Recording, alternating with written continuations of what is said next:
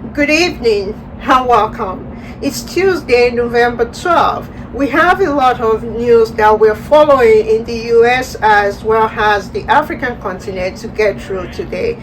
We begin with from the White House. Earlier today, President Biden hosts the presidents of Israel, President Herzog, in the Oval Office for a bilateral discussion regarding the situation in the Middle East between the ongoing crisis between Israel and Gaza and how to bring an end and find a ceasefire as well as secure the release of American hostages and other hostages that have been held by Hamas since over a year ago when the Hamas attacked Israel last year, October.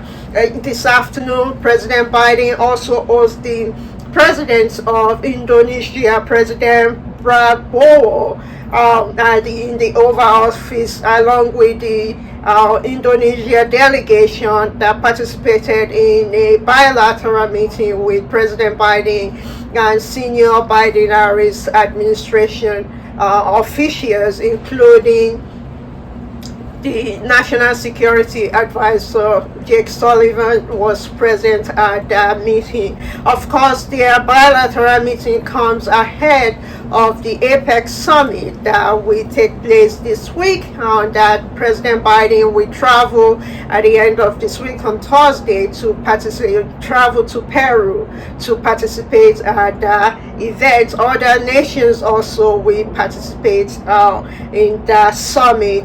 So we will be bringing you additional more updates regarding the summit. Again, President Biden will travel at the end of this week to Peru to participate in the APEC summit that will take place starting at the end of this week. Now, announcements, we've already reported on this. Just a reminder, tomorrow President Biden will host the president-elect Donald Trump at the White House tomorrow as part of the norm, as the press secretary said during the briefing, as part of the norm of continuation that the president believes that American people deserve a peaceful transfer of power, and this is a tradition that began with the Bush administration that have continued under Obama. Of course, we remember that in 2021, the former president, when he was leaving office, when the Biden-Harris administration was coming into the office, the former president didn't invite the President Biden to meet with President Biden. Of course, President Obama invited him and met with both the presidents elected that period, President Donald Trump in 2016, as well as the First Lady Melania Trump were both invited to the White House. So President Biden again continued that, bringing that tradition, a lot of tradition that the former president and now president-elect during his term in office push aside. President Biden have brought those traditions back, and this is part of that. The American people deserve to see this. As we reported last week, that the whole world is paying closer attention to this. America is seen around the world as a leader, as a beacon of democracy, as an example of what to aspire to. And we've seen that in the past 4 years, we've seen that restoration in the past 4 years. Of course, January 6th, the event that took place January 6, 2021 was sort of a cautionary, let's call it a cautionary tale, a comma in American history. And President Biden this period is bringing back that tradition of showing American and showing the world that there will be a smooth transition of power. We expect the two leaders, the incumbent president and the president-elect, to have several discussions on top priority. Part of that will include the ongoing crisis in the Middle East, as well as how to continue to support Ukraine. And some of the agenda that the administration, including foreign policy, that the administration have been, as well as national policies that the Biden-Harris administration have been working on, and we expect likely we brief the president-elect Donald Trump tomorrow on all of those issue that his administration, as well as the achievement. And tomorrow we will be here early bringing you updates throughout that meeting tomorrow. And speaking of president-elects, the African leaders, including the AU, the African Union chairman, as well as South African President Ramaphosa, Nigerian President Bola Tinubu, Kenya President William Ruto, were just some of the African leaders that have extended their congratulations called the President-elect Donald Trump, who will be the number 47 president of the U.S., have extended their congratulations to him and wishing him and extending that they look forward to working with him bilaterally on various trade and investment, and how to continue to partner with various the African countries, as well as African as a whole, continue to partner with the US. So we will continue, our audience, we've already reported on that, but we will continue to bring updates on that. And now, speaking of congratulations, presidents, we will get to this, but just quickly, President William Ruto of Kenya, also during his call with the president-elect, also briefed him regarding the Kenya-led UN peacekeeping in Haiti, and how to both Kenya, the US, and other nations can continue to support this country to bring about peace and an end to the violence in that country. Now, move to other story that we have been following. Yesterday, COP29, the climate summit, kicked off yesterday in Baku, Azerbaijan, with a call to action and focus on delivering and boosting climate financing for developing economy. This call is seen more as a technical call. Of course, President Biden is not attending, but there's a U.S. delegation led by the U.S. Special Envoy John Podesta, as well as the White House Special Climate Advisor, and now the Millennium Challenge Corporation, Alice Albright. They are all on the ground representing the U.S. at these major events. Now, energy transition, industry, decarbonization, just some of the topics that world leader and other stakeholders that are convening at this event. Over at least 20,000 people from government, from the private sector, from activists, are all gathered at this event. Expected from yesterday, November 11 until November 22, we'll be gathered at the event.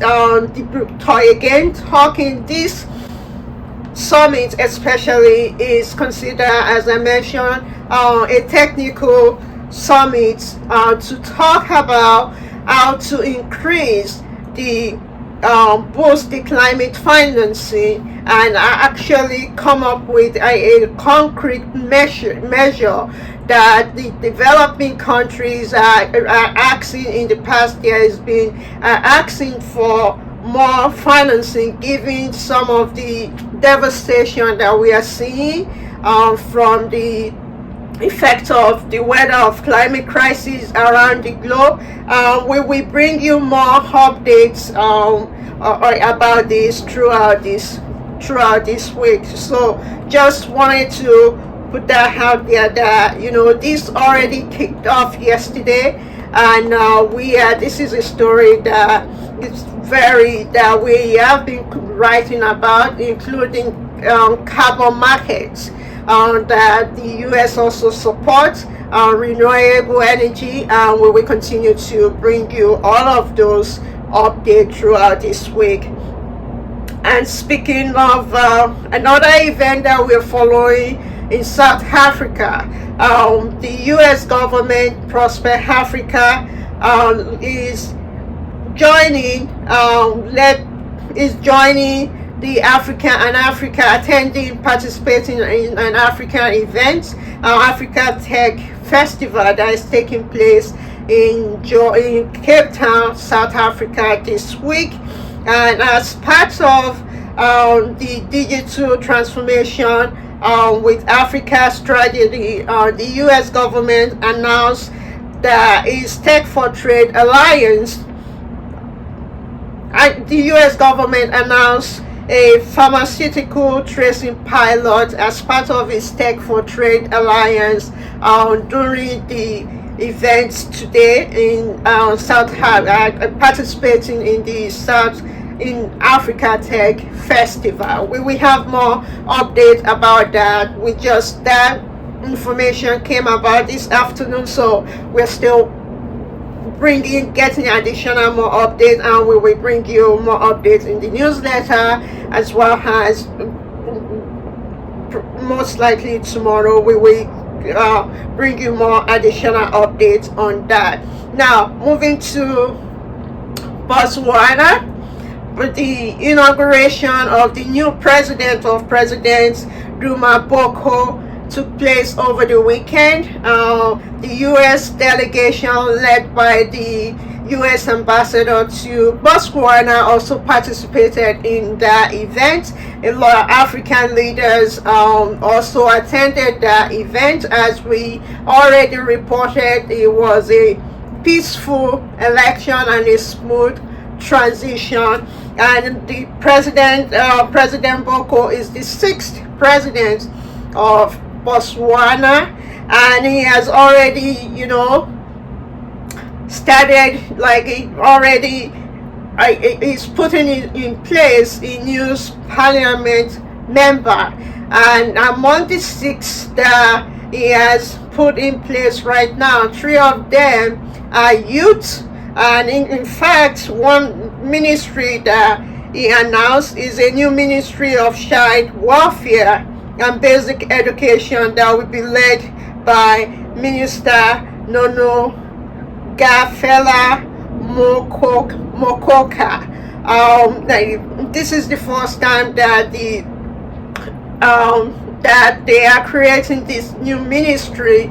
Of course, there's been a lot of talk on focusing on African youth, of also improving the education and child welfare of Africa, because the continent is seen as where a lot of production, a lot will come from. So this new government of Botswana is now focusing on that. We saw that already happen in Syria alone, where a huge focus of the government's attention was government Julius Biel. When it came to office, there was a concentration of ensuring that students, young children, receive a quality education. We saw that also in Zambia, where the focus also was on ensuring that children are able to receive, not just go to school, but receive quality education, quality and free early education. So we are seeing that continue to grow across the continent. It's part of a huge investment in human capital that in the future we yield economic dividends for the country. The IMF, we reported on this during the spring meeting when I sat down with the deputy director of the IMF. Actually, it was last year, the deputy director of the IMF department, African department, and one of the key thing that she encouraged when I asked her regarding turning the continent around, and she said investment in human capital, investment in education. So African leaders are listening to this, and the new one that are coming in and ensuring that they put that as a priority, as one of the main priority, that human investment in human capital is not just a necessity, it is something that is a priority for them. Now, moving to another country that we are focusing, another story that we are focusing on is in Kenya. Secretary Blinken, who is on a trip right now to Europe to meet with his counterpart at the NATO headquarters, and also we travel to APEC, to Peru, to join President Biden, and then next week we travel to Brazil, where we join President Biden for another event. Before he left last week, we already have this in our newsletter, but just to bring this to our broadcast, last week he spoke with Kenya President Ruto, and he thanked him during their conversation for Kenya's contribution to peace and security in Haiti.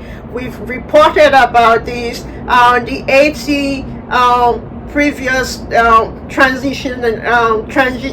transitional team, we reported that the group of the Caribbean met and were brief, and there is a new prime minister. The previous prime minister that was put in place a few months ago was removed, and there is a new prime minister now. And during his conversation with Kenya President William Ruto, they also discussed the mediation that Kenya-led mediation with South Sudan, and the humanitarian access in Sudan as well. And the Secretary Blinken also underscored U.S. continuous support for Kenya inclusive and democratic future as well. We know that Kenya is a close ally of the U.S. Is also what the President William Ruto and First Lady Rachel Ruto were here,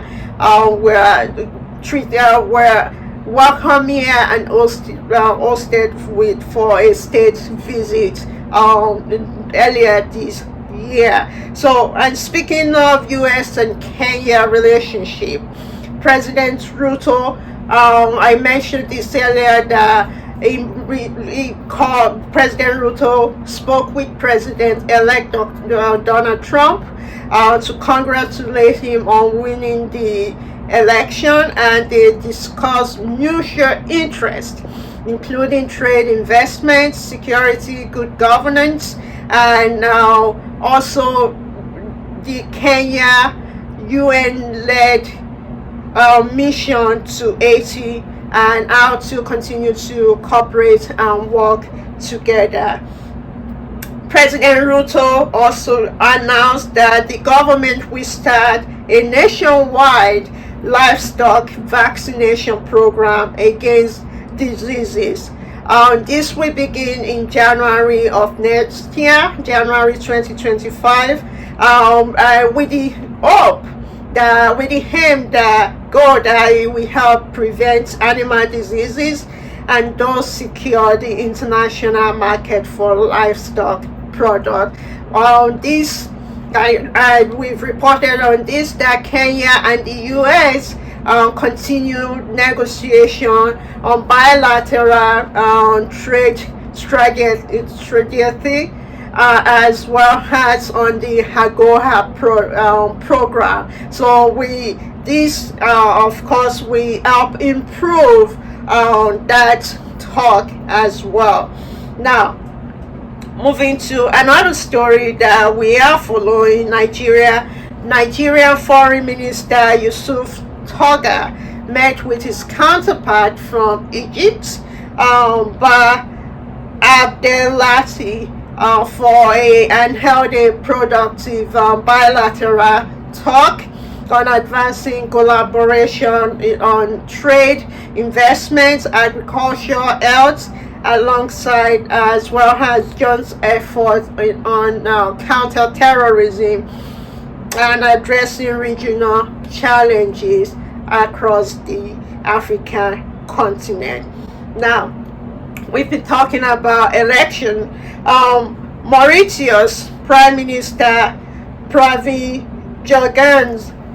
who is seeking a second term in office, conceded defeat in the Sunday parliamentary election, and the country is one of the most democratic, stable economic on the African continent. So lastly, we just came from an event at the White House today. First Lady Dr. Jill Biden hosts foreign diplomatic call, culinary leaders for a culinary, as well as orders for a culinary act reception in the East Room this evening. Part of that group, those in attendance, were African diplomatic corps from Malawi, from Kenya, from Tunisia, from Sierra Leone, Madagascar, Nigeria, Gambia, are just a couple of the African diplomatic corps in attendance at the event. And this conclude our updates and news wrap for today. And here is the First Lady full remark from that event today. I hope to see you tomorrow. Thank you very much for watching. I'm Kemi Oshikoya. Have a good evening. Is our host this evening, the First Lady of the United States, Dr. Jill Biden.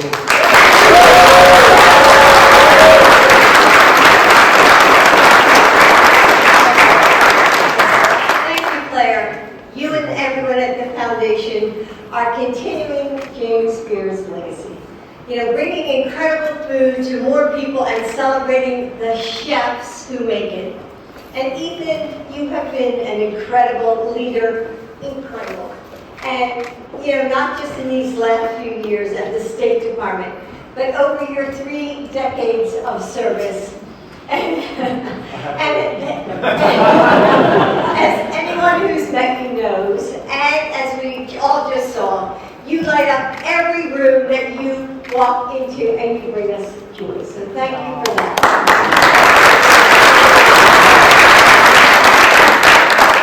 As you know, we've been friends for a long time and we are really grateful for your friendship.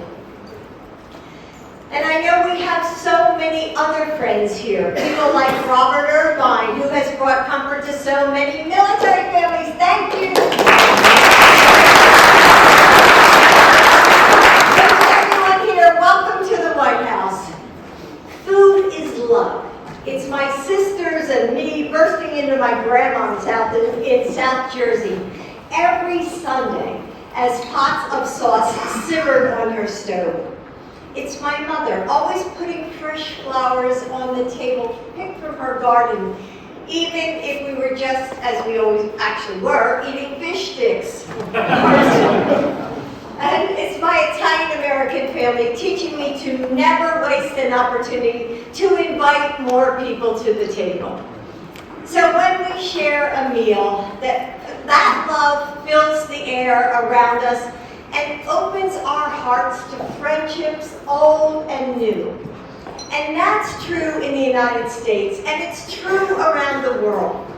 It's the gifts chefs, like the ones who are here today, give to all of us. And just a few weeks ago, I saw that gift unfold while working with Jose Andres, Katie, and the other chefs in Asheville, North Carolina. They cooked for thousands trying to rebuild after the hurricane that swept through their community. So I was down there with them, and we were stirring like these huge vats of beans. And I watched as the food gave people hope. And even amid the devastation, they had a reason to feel a little less alone. To know that their community was there for them because they had a meal made with love. And that connection is what diplomacy is about as well. It's not only government-to-government relationships. It's people to people, heart to heart. And I've seen that these last few years at the White House. With every state dinner, with every reception, with the James Beard curated chefs who helped us bring first spouses together during the UN General Assembly. In those moments, food helps us tell the stories of our countries in all their flavors and notes. So I'm so happy to welcome back our incredible former White House executive chef, Chris Comerford.